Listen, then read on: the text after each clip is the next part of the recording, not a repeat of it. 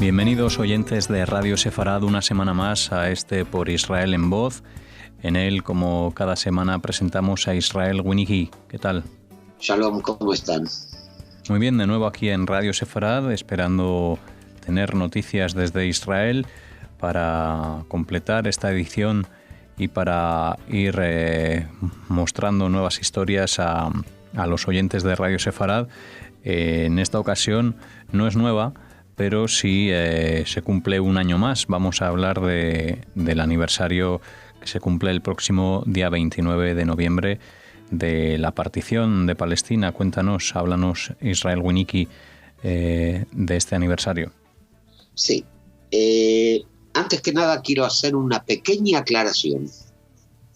Todo el mundo habla de la partición de Palestina. No. Fue en realidad el plan de partición del 20% del territorio del mandato británico de Palestina, que le fuera otorgado por las naciones, por la Liga de Naciones en 1920. El 20%, repito, ¿por qué? Porque en el 80% restante, en 1922, Gran Bretaña había creado el Emirato Árabe de Transjordania, la actual Jordania. O sea, no es que, como dicen los palestinos, que el territorio de la Palestina histórica, no. Solo el 20% se dividió. Ahora bien, ¿cómo vienen las cosas? Sabemos que a partir de los años 30 comienza un periodo de gran inestabilidad en el territorio del mandato. Ya se venía perfilando desde los años 20, enfrentamientos entre judíos y árabes.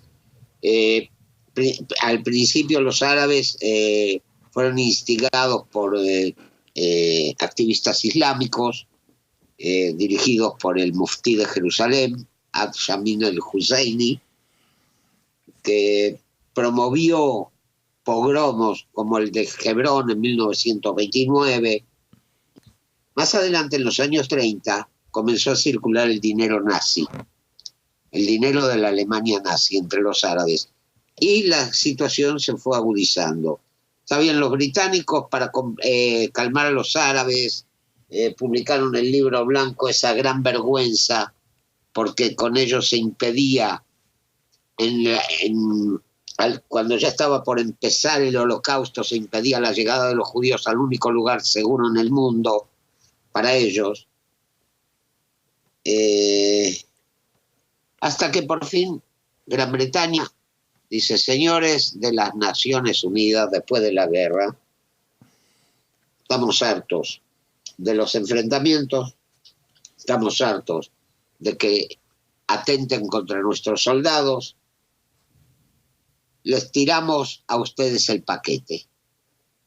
Perdón por la forma en que hablo, pero es que así fue la cosa. Gran Bretaña le lanzó todo el problema a las Naciones Unidas. Bueno, comienza un periodo de febriles conversaciones, una comisión integrada, entre otros, por Canadá, Checoslovaquia, Guatemala, Holanda, Perú, Suecia y Uruguay,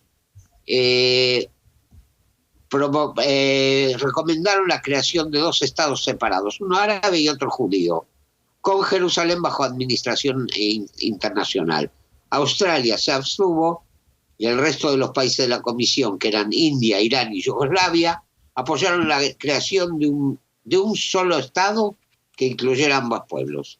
El 29 de noviembre de 1947, por fin, la Asamblea Plenaria de la ONU, presidida por el brasilero Osvaldo Aranha, votó el plan de partición recomendado por la Comisión. El resultado fue de 33 votos a favor, 3 en contra y 10 abstenciones.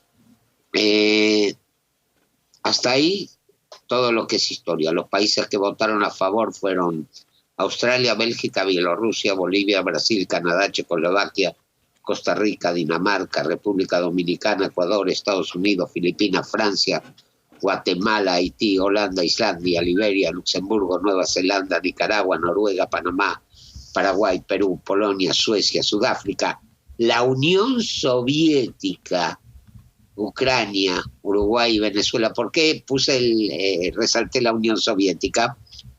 Porque durante el stalinismo el sionismo estaba prohibido y votaban a favor de un Estado judío. ¿Qué países votaron en contra?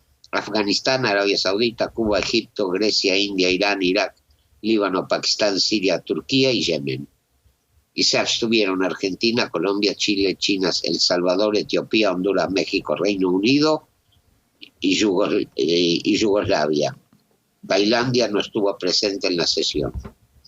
Hasta ahí, más o menos, los rasgos históricos. Y ahora llegamos a la pérdida de oportunidades. Si hubieran aceptado el plan de partición los árabes, no habría habido guerras, no existiría el problema de los palestinos, y esto sería una zona de paz. Pero lo rechazaron, fueron a la guerra, perdieron la guerra. En el 67 nuevamente fueron a la guerra en vez de negociar la paz. Perdieron la guerra, perdieron territorios.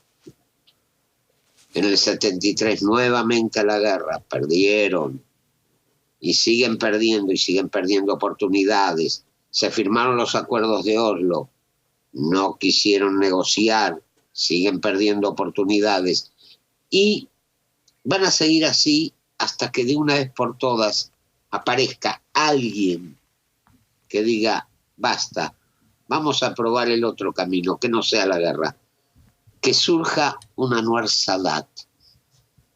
Sí, un Anwar Sadat que hizo la paz con Israel. Y se beneficiaron tanto Israel como Egipto. Yo hace un tiempo atrás, escribí un artículo. Creo que yo en una ocasión lo he leído en el programa, pero vale la pena recordarlo ahora. Que se llama La verdadera Nakba. El 29 de noviembre de 1947 se vota en las Naciones Unidas el plan de partición de Palestina en 2 estados, uno árabe y el otro judío. Tras muchas deliberaciones a puerta cerrada, el bloque árabe decide apoyar el plan, para sorpresa de la gran mayoría de los delegados, especialmente los judíos. El 15 de mayo de 1948, Ben Gurión en Tel Aviv declara la independencia de Israel, con la presencia de dignatarios de los países árabes y representantes de la comunidad islámica del nuevo Estado. Horas después, representantes judíos asisten a una ceremonia similar en Jaffa, en que se da el nacimiento al Estado palestino. Ambos países ingresan a las Naciones Unidas como miembros plenos el mismo día, entre una salva de aplausos de las comunidades judías y árabes de todo el mundo.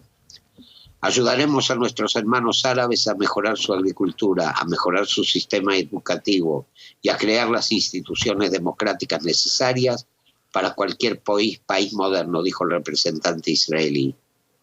Sabemos que comienza una era de cooperación entre judíos y árabes, como solamente se ha visto en la época del califato de Al-Andalus. Un venturoso futuro se abre para ambos pueblos, afirmó el representante palestino. Tras las ceremonias y la alegría inicial, comenzó la tarea de construir 2 estados. Israel carecía de petróleo, así que se construyeron oleoductos que traían el preciado oro negro desde los países del Golfo Pérsico. A cambio, Israel envió técnicos agrícolas que enseñaron a sus vecinos cómo cultivar áreas desérticas. A través del canal de Suez y el Golfo de Aqaba, el tráfico marítimo desde y hacia Israel se fue incrementando con el tiempo. Miles de inmigrantes judíos fueron llegando desde todo el mundo para vivir en paz. Muchos de ellos aún tenían grabadas en su retina las imágenes de la barbarie nazi. Para ayudar al establecimiento de estos refugiados, Arabia Saudita, Kuwait y los Emiratos Árabes contribuyeron con ingentes cantidades de dinero. Hacia 1956 hubo una serie de reuniones a nivel gubernamental entre israelíes y palestinos. En las mismas se decidió establecer una federación entre ambos estados, conservando cada uno su independencia política y su identidad nacional. El anuncio se efectuó en la embajada de Siria en Tel Aviv. Uno de los puntos clave de este pacto era el estatus de la ciudad de Jerusalén. Cada uno de los estados asumía el control de las zonas habitadas por sus hermanos, comprometiéndose a respetar los lugares santos de todas las religiones. En las universidades de Israel, miles de estudiantes procedentes de todos los rincones del mundo árabe se recibieron de médicos, ingenieros, arquitectos, etc. Y luego volvieron a sus países para aplicar sus conocimientos. Con el tiempo se transformaron en profesores que formaron nuevos profesionales en las universidades de Damasco, El Cairo, Amán, etc. Mientras que miles de maestros formados en Israel enseñaban a los niños árabes según las técnicas de aprendizaje más modernas traídas desde Europa por cientos de maestros judíos. Los desiertos del Magreb, de Arabia y otros se transformaron en vergeles. Las industrias israelíes florecieron gracias al combustible árabe. Por fin, en el 2001 se decidió ampliar la federación formada originalmente por Israel y el Estado palestino, dando origen así a la FNMO, Federación de Naciones del Medio Oriente. Actualmente la federación rivaliza con la Unión Europea. Tiene como sede a Riad, aunque el centro financiero está en Beirut, y ya se está estudiando el implantar una moneda común. Los pasaportes para transitar desde un país a otro de la federación hace rato que son innecesarios. Mientras tanto, los industriales israelíes han establecido plantas en varios países árabes, especialmente en el Estado palestino, que proporcionan trabajo a miles de personas. Lástima que esto es un simple juego de mi imaginación. La verdad fue a la inversa. Los árabes rechazaron la partición y eligieron el camino de la guerra contra Israel. Una guerra que aún no ha terminado. Y esta fue la verdadera Nakba. Lo que escuchaban era el artículo de Israel Winicky, leído por él mismo también. La verdadera Nakba finaliza como se titula y viene a resumir todo este tema del que hablábamos hoy en Por Israel en Voz, un tema del que no sé si quieres añadir algo más en estos últimos minutos. Esperemos que ahora que el mapa de Medio Oriente y la actitud de los países árabes está cambiando, se llegue realmente a una paz con los palestinos, una paz justa, cada uno en su territorio, cada uno con su estado. Solamente hace falta que alguno de los países árabes del Golfo dé el primer paso. Esos son los países árabes más influyentes, son los países más ricos. Si ellos dan el primer paso y aceptan la paz con Israel, va a ser como un efecto dominó. Un país tras otro, se va a terminar el enfrentamiento con los palestinos y de una vez por todas va a haber paz. Dios quiera. Así lo esperamos. Cerramos con estas palabras la edición de esta semana de Por Israel en Voz. Y como siempre agradecemos a Israel Winicky que haya colaborado con nosotros aquí en Radio Sefarad con esta conexión vía Skype que realizamos cada semana. Hasta la próxima. Hasta la próxima, si Dios quiere.